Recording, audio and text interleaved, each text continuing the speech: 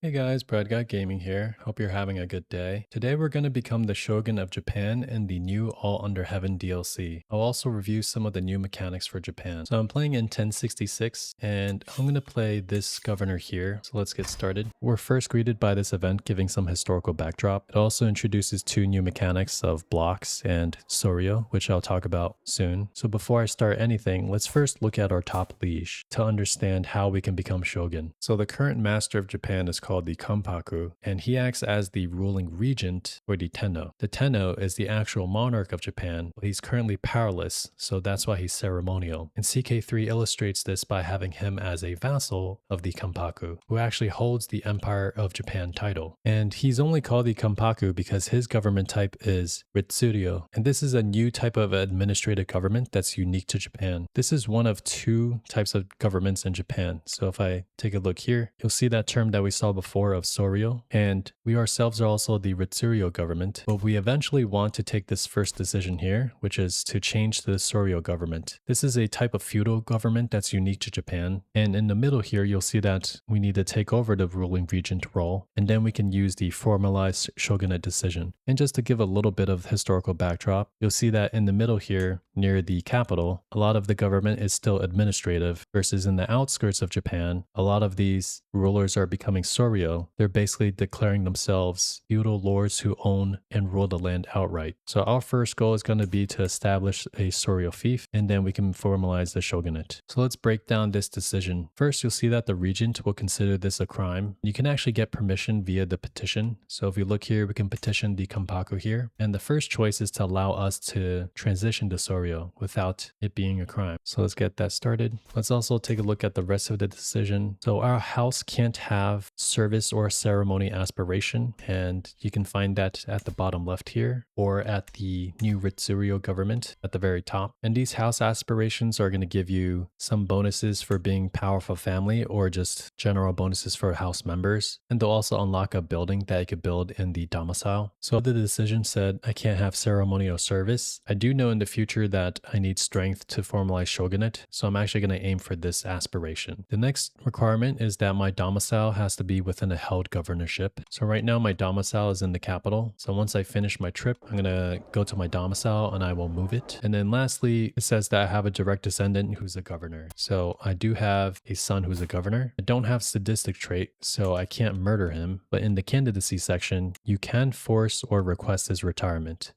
So let's see which option's the best. So we're going to want to use our gold, the 4% chance, and request retirement. This is asking the Kampaku to help us, which needs a hook or influence. So let's go for forcing retirement instead. I'm already trained in intrigue and I'm pretty old. So let's see what kind of perks we have. So I definitely want to reset my perks since I do need truth is relative. Since I am old, I'm actually going to go for the learning medicine focus. That way I can make sure everything I want to do can be completed. So let me actually max out this schemer tree, and for the rest of it I'll just put it in the torturer tree. All right, so let's go back to our son and we're gonna start a fabricate hook scheme. Because we are just and honest, we're gonna be super stressed, but it's worth it. Let's also ask our wife to help us with intrigue and also our spy master. Before I pass any time, let's go to the bottom right and check out the blocks and confederations. So blocks is a new mechanic unique to Japan. It's similar to confederation, where an alliance of houses that agree to go defend each other if one is attacked. And I say houses because if we scroll down, some of the members have no fighting power, and that's because this guy is just the head of a house. He has no lands, so that's why he has no military, but he's still considered as part of the block. I'll talk more about the mechanics later, but we're gonna just find the block with the most military power to join, which is probably our liege's block. And that's because if we take a look at where we're at, we are a very small and weak governor, and at any point in time our neighbors can attack us, especially Soryo vassals since they have conquest casus belli, versus for fellow Ritsuryo governments, you'll see that we can't even declare war on them. We are near a lot of Soryo rulers. So we're joining the block for now just to protect ourselves. So we're at the Kampaku and he didn't agree immediately. So I'm going to have to do this middle option here to give him something in return. But now we can take the decision without being a criminal for the next 10 years. There's some time until I get enough advantages to execute this scheme. So let me just work on a hunt so I can get enough prestige. We failed the hunt, but we still get some prestige. And we can fire it now, but I'll wait just for 4 more advantages so we get a little bonus. In the meantime, I'm going to have my steward increase the development in our county. If we look at our county, I also like this spot because we have a great special building that gives us extra taxes and development growth. Even the city of Hakata has a special Hakata port, and this gives us gold and development as well. And it just so happens to be the medieval equivalent of Fukuoka, which is my favorite city in Japan. Another thing about holdings, if we look at ourselves, rulers inside Japan actually have a maximum domain limit. And even for the top liege, you can see he has the same maximum domain limit. So it really encourages building tall by developing your holdings a lot. And it also means that the only way to get more taxes other than your domain would be to get vassals. But if you look at the titles, Japanese rulers can't casually create duchy titles. In fact, only Soryo rulers can use this special decision. So as a governor, you'll never be able to become a duke. And that's why you won't see that many duke level vassals. Everyone's mostly a count. There's only 2 dukes up here, and both of them happen to be Soryo. Thankfully, both types of Japanese governments have access to a manor if you're the head of a house. So a lot of income and bonuses can be made up with the buildings and upgrades here. One of my favorite buildings is the personal workshop. This is going to give you taxes and also faster building construction time. So I'm going to start that one. Although we only have 1 county, we do have an impressive amount of gold income. Looks like the ruling regent died.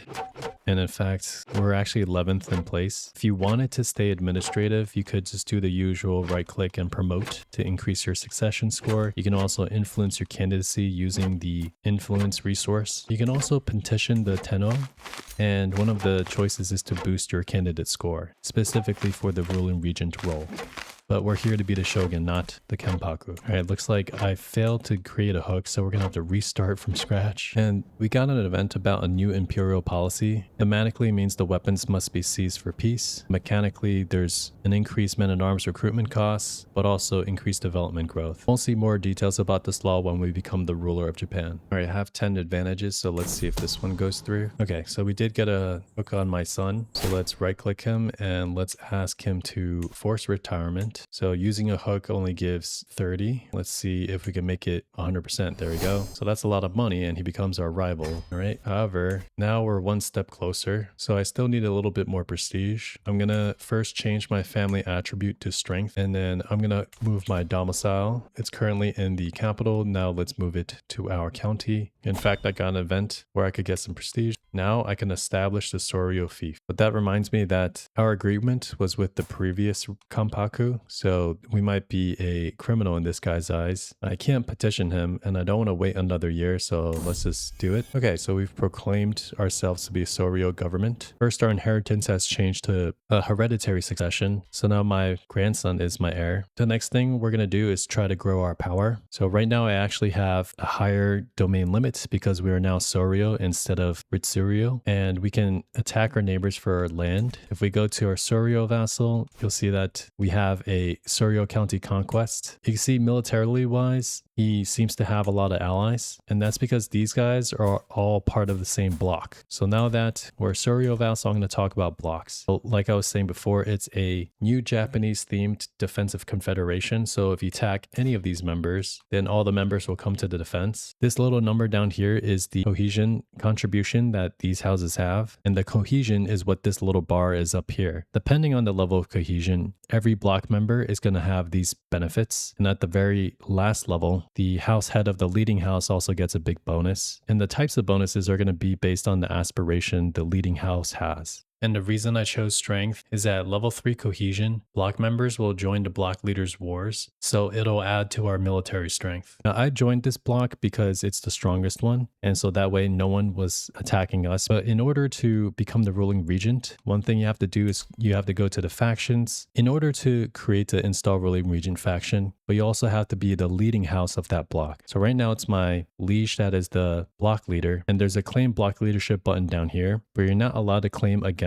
their liege. So I'll have to leave this house block and create my own or join another. But just while I'm expanding, I'm going to just leave myself in this block until I can get strong enough, and also explain some more about cohesion once we actually become a leader. This block map is extremely useful because it also shows areas that are not part of a block. So if we click like this guy here, if we attack him, you'll see that it's just whatever allies he naturally has since he's not part of a block. And we don't see that county conquest here anymore because he's actually kind of far away from me. We'll look at this block expansion casus belli once we become a leader. Now let me look for someone who's a little weaker. So this guy has no allies and he's weaker. One reason is because he's a Ritsurio government. If you look at our military, our men-at-arms limit is now a lot higher versus if you are a Ritsurio vassal, then you can see the men-at-arms are much smaller. The only downside of attacking a Ritsurio government is that this would be considered a crime. So since we're more like a feudal vassal, we do have a modified vassal contract. So I'm going to want title revocation protection, and for that I'll probably just give him a little bit of levies. That way if he does happen to imprison me, then the worst he does is execute me and I just play my heir. So let's fabricate a claim on this administrative vassal. All right, so our claim is ready, and thankfully nothing has changed. He doesn't have any allies. So let me just make sure my military is all stationed. Yep, and that's the new mounted samurai. These guys are pretty crazy. Thanks to our Yamato culture, Fragile Peace, we have access to mounted samurai, and they're pretty strong archer cavalry. I do want the war to go over faster, so I'm actually going to create, if I scroll down, some of the cloud ladders. This is just the Asian version of siege weapons. All right, and then let me just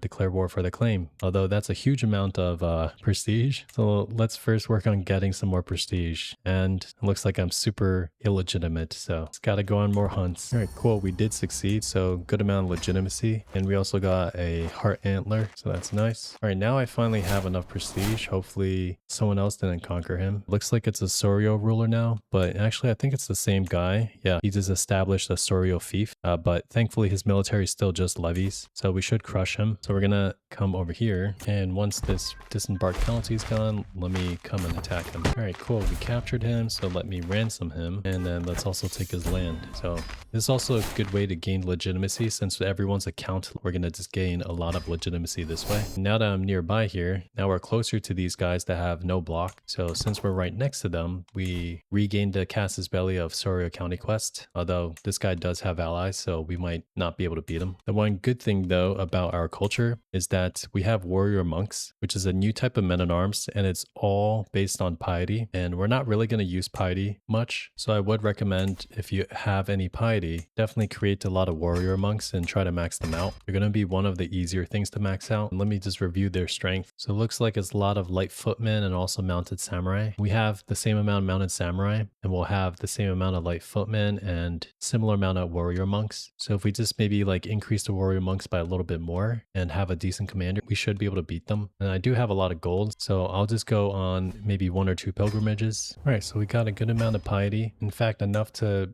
almost max out the warrior monks. Looks like that guy did die in that time as well, so we should definitely handily win this. All right, looks like I got infirm, so this might not be too good for my next steps. All right, we did get the 3rd title. However, because we have partition, that means that when I do die, my titles are going to be all split. In fact, something is weird with succession. This grandson's going to be heir to my family title, but not heir to my county title. And that's probably because they're all the same level. Like the family title is county title, and these physical lands are also county titles. So unfortunately, I might be landless. Anyways, once you've maxed out your domain limit, the next thing you're gonna want to do is try to create the duchy title. But like I said, we can't create a duchy normally. Instead, you're gonna have to use this special decision here, which is assert regional dominion. First off, it's a crime against the Kampaku, but we don't care because we have title revocation protection. Next, this will start domination war against the other de jure counts. However, I've never seen this war fire, probably because part of the requirements down here is more fame and legitimacy. But up here, as you get more famous and legitimate, then they will more likely join without a fight. So anyways, we'll go on some more hunts to get legitimacy and fame. I forgot that I am firm, so I actually can't host any hunts. Now might be a good time to host a new activity called the festival. This activity is unique to any of the 2 Japanese governments. governments. So as long as you have Soryo or Ritsuryo government, you're allowed to host a festival, and we can gain some prestige. So let's host one right in our capital here. And this activity can improve your cohesion or add people to the block or remove them from the block. And we're not block leader yet, so I won't care about that for now. And looks like I was able to make a wish for health. So I'm going to get a small health boost. Looks like my health is still poor, so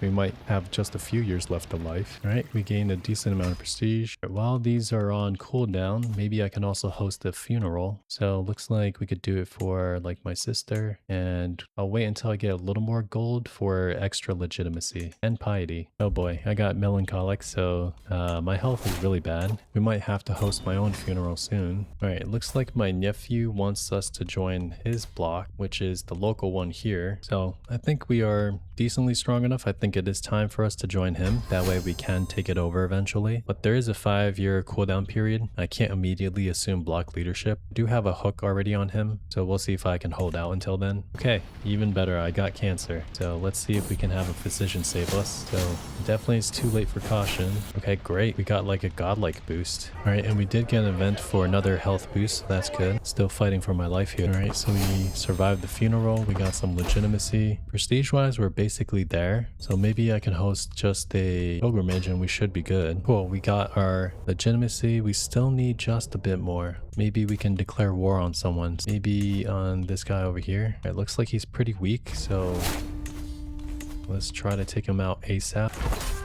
Okay, cool. So we got enough to grab that title.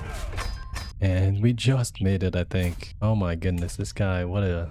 Thank you for holding on. Otherwise, I think I would have had to restart this video. But anyways, we have all the requirements for asserting our dominion here. So once we take this decision, we can get the duchy title. And everyone who is part of that duchy, now they are our vassals. I am over my domain limit. I can actually grant it to some of my other close family. So I didn't see it in either of the religious tenets here or the culture. But I found that when you're playing someone in Japan, if you grant titles to someone in your close family, then you actually gain some renown. But if you, let's say I invite my nephew, okay, I died, so I can't do that example right now, but I'll do it later. It looks like we were playing as my second heir with the duchy and county title, but I don't have that manor title, so you'll see we don't have our little manor. I believe that's because my brother, yep, he's got the manor title for some reason, so we can try to challenge the house head, and it looks like he will accept automatically, so that's nice. Although we lost all our titles, we kept the important one, which is the very valuable county of Chikuzen. And let me also first find a wife. So let's go for someone who's not lowborn. Another cool thing about Japan is that each of these families are so big. We have so many living dynasty members. In fact, if you just randomly click on any of the vassals, it's almost likely to be Fujiwara dynasty. Maybe not these guys, but even Taira dynasty is another one of the houses that branched off from the imperial family. So like Japan has a lot of interconnected families here. So if you play a pre-made character, it's really cool to see the big family trees. Anyways, looks like we'll get an alliance with this guy who's just a noble family, so he's kind of worthless, but his daughter at least has some good traits. Now that we are a duke level, not only do we want to grab more domain, we can also grab domain to grant it to vassals, and we can use this block view just to see the targets that won't have any allies. So like this guy over here, he is by himself, so I could definitely beat him. We did inherit all of those nice warrior monks from our grandfather. Occasionally, you'll get these royal offspring notifications when the spouses of the Tenno give birth to any children. Their dynasty, which is the Fujiwara dynasty, will then gain some renown. So if you can put your dynasty onto the throne, then you can farm a lot of renown easily. Okay, so we conquered his title. Since I'm under my domain limit, I'm just going to hold on to it for now. Let's also work on becoming block leader. So after 3 more years, we can claim leadership. In the meantime, let's see where we can expand. Looks like over here we can expand. All right, we got this guy's territory, and actually you get some prestige refunded to you, so that's kind of nice. We can maybe go to war against this guy, and then once we grab this title, now we're over our domain limit, so I'm actually gonna be able to grant it to a family member. And again, if you grant it to a close family member, you'll get some renown, versus this guy is just a dynasty member. If you grant it to him, then you don't get that renown. So I'm not sure where the effect is coming from, and for some reason it looks like our block got disbanded, so I am actually not in the block anymore. You'll see that our our territories are gone. So the way to form a block is you go to, let's say, this guy who's also not in a block, and you right click them and you invite them to join the block. So you guys together will form this new block. Let's just send them some prestige. You'll see now we have this new block here. And the reason why we need this block is for our factions, we want to install the ruling regent faction. We need to be a block leader and we need to have 75 cohesion in our block. And a new decision that popped up, by the way, is to formalize the shogunate. We have to be the ruling regent of Japan. We need to be pretty legit and prestigious. And then otherwise you need a Soryo government and at least powerful ministries, which is the level 3 crown authority. So I picked 1066 just so that we can already have that researched. But if you want to play in 867, then you just need to make sure that the Yamato culture can research royal prerogative. Anyway, so now it's important to actually figure out what a cohesion is. So if you take a look at the houses, under each house is going to have a cohesion score. The main one is that if the house aspiration is different than the leading house, then it's going to have a minus 0.25. And to fix this, you can just go to the house head and you can right click him and you can ask him to demand aspiration change. And a lot of times you're going to have to spend a lot of resources to try to change it. And if it doesn't seem like he's likely to change his mind, even if you do everything, then the other option you have is that you can go to him and you can just straight up remove him from the block. Although he's gonna not like us for a while. Looks like he's my vassal, so I really just have to fix the opinion. There's this disarmament law, which is not picked by me, but by the Kampaku. So I could probably just sway this guy a little bit, and then maybe I could cool off from conquering for a little bit to get rid of the offensive war opinion. In the meantime, let's see if we can persuade some of these guys. Okay, this guy also hates us. So instead, let me try to fix my vassal opinions. All right, I don't really trust any of you guys to be my spy master. So maybe I'll swap it with this guy and then replace one of those guys. Okay, so now it looks like there is a chance that he will accept. So if I, let's say, give him gold and prestige. All right, so if we come back to our block, he's a House Abiru here. So once we demand a change, you'll see the cohesion going positive now. We're still in the negative, so I do need to fix these other two guys. One of the big ones as well is if you go to your dynasty legacies, you'll see dynastic duty is the first perk in the new elegance track, and it gives you 0.25 cohesion per house of the same dynasty. So if you go to your dynasty houses here, you might want to just go down the list and see if you can just invite people to the block. Enough time has passed that they like us a little better, so let's demand their aspiration changes. Make sure you check everyone's aspiration. Like this guy has a different aspiration, so let's ask my uncle here. So now our cohesion is becoming more positive. If there are houses that don't really like you that much, then you can go to that house and see if you can do some things like arranging a marriage with any of your dynasty members and theirs. What about for this guy? See if we can marry someone. So like his is the Omiwa dynasty, mine's Fujiwara. If we just do some marriages, then we can improve the relations. So once that's accepted, our relation has improved. And you can see also the relation here has increased a little bit. So you can also do some marriages to start fixing the block cohesion there. Once I get enough cohesion, that means that we basically have a strength of 8,000. If we take a look at my liege, he's part of the Kono block, so they have about 10,000 men. So we can try to go to these areas that have no block membership and we can try to invite them. Another way to do it would be, let's take a look at the nearby blocks. So this guy's a Kokushi, meaning he is a Ritsuryo government. Let's look for someone that's also Soryo leader. So like this block leader, Soryo. So actually if you declare war, you'll see that there's a block supremacy war. This can be taken between two Soryo block leaders. And for this block war, if you expand it, basically it's as it says, he's forced to recognize our superiority. This will give you more cohesion and also decrease his. But importantly, some members of the defeated block will join your block. So you can also use this casus belli to quickly force other members to join you. Now, he will call his entire block, and I only have myself and my completely useless allies. So I'm actually going to wait until our block cohesion gets to level 3. For now, let's continue expanding. Soryo County conquest is usually the preferred way to go, but I'm just going to show you what a block expansion means. So this can be taken by anyone. You don't have to be the block leader. So we basically seize this title for this block to distribute. And because we're the block leader, there's going to be an event where we could decide who to give it to. And then let's grab his lands.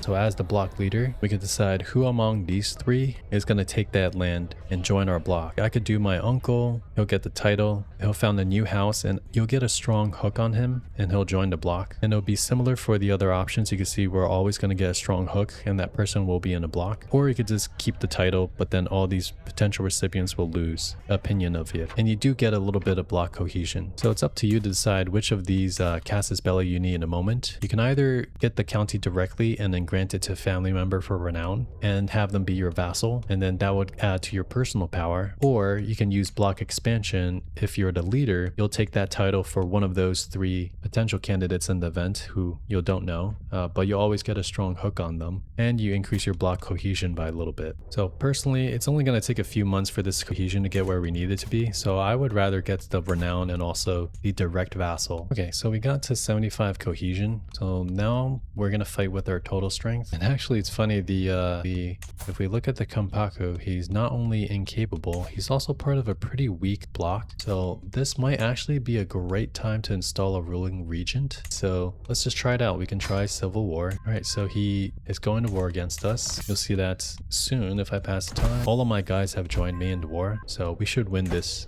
The only thing is though, you can see all the block members' troops are spread around, so you just gotta be careful of the big army. Okay, well, there's a new ruling regent, so the war got canceled. He is part of this block, which is much bigger, so I missed an opportunity there, but we have other people here that maybe could join. I mainly want this guy to join because he's pretty strong. Unfortunately, he's not going to be willing to. Maybe we can just try to get an alliance. Okay, so my daughter can marry to his son and we could just get an alliance there. All right, maybe it's time for me to take out this block. So what we can do is we'll declare a supremacy war, and then that will have these 4 houses join us. All right, and you see all of my block members join me, so we should definitely win this. You can actually just keep winning battles, because for this war specifically, you can have one battle score go up to 100%. So right now our block is about 8100 strength, and once those houses join us, now we're about 9100 strength. Now you just got to make sure that all the aspirations are correct. Oh, and I just wanted to check,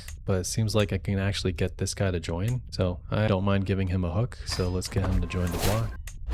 I don't need to, but that just gives me a clearer picture of our relative strengths. Okay, so you have the Kampaku's block that's at 2600 light footmen, and our block has a lot of light footmen as well. Let me just create the install ruling regent faction. Sometimes there could just be a lot of members. Actually, it looks like a lot of people want to join, so that's a good sign for me. Just to review though, you do need more legitimacy and fame. So all the while, I do want to do a lot of hunts. To help with all the hunts, inside the stables is a hunting lot that gives you 20% discount for hunts, so it's definitely very nifty for spamming those hunts. And you get that full 20% discount at level 1, so you don't have to upgrade it, so it's very gold efficient. And sometimes you're gonna have some big minuses here, and that's because this guy's government is Ritsurio, so actually you want to maybe remove him from your block. That way you can keep your cohesion high, and they also don't really contribute that much military anyways. There is a few month cooldown for kicking houses from the blocks. You do have to watch out for your realm size though, because as soon as you get to 30 realm size, then you're going to have a big overextension penalty. There is going to be a limit to how big we can grow through conquest. Alright, so I've expanded the block a little bit more, and we're now at 18,000 strength. And actually our new Kampaku, who just came recently, he's actually not part of a block. So actually if we just go to war against him, then it's only by himself. And actually, because my lands are now pretty big and my legitimacy is almost level 4,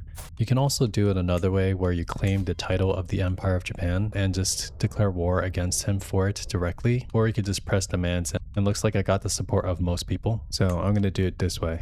And now we can install me as the regent. Alright, so I gained 200 legitimacy and we got a court. So let's take a look. And this is a wonderful representation of the real life court. But anyways, you can see we're actually called Daijo Daijin instead of Kampaku. And that's because we are a Soryo government. This title is still a civilian title per se. It's akin to being the chancellor of the realm or a prime minister. Versus when we do formalize the Shogunate, then the title of Shogun is basically military dictator of Japan. So we just need to get our legitimacy and our prestige a little higher. Now that we rule Japan, we can go over that imperial policy that we saw before. It's located here in the law tab. These are policies that only the ruler of Japan has access to, and it's just going to have different effects on the rest realm. Right now it's on imperial pacification, so all your Ritsurio vassals will have minus 35 opinion, but it'll be cheaper to hire men-at-arms and construct stables and stuff. You can see disarmament that was present before. It makes men-at-arms more costly, development growth better, but all Soryo vassals will have reduced opinion. Since I plan to be all Soryo anyways, avoiding something with Soryo vassal opinion is pretty good. In fact, imperial pacification is the only policy that allows external war declaration. Without this, we actually can't have declared any external wars outside. Okay, I finally gained enough legitimacy, so now we have the formalized shogunate decision available. So the endless politicking of the imperial court has run its course. Undermined by the pageantry and trappings of days past, a strong hand must establish a new order of service, family, and steel. So we get some dread, legitimacy, some renown, and one of the cultural traditions of fragile peace now is replaced with Bushido. So now we can also recruit not only mounted samurai, which are archer cavalry, but also samurai, which are heavy infantry, and they have pretty good stats and terrain buffs as well. And every Ritsurio government adopts Soryo government. So let's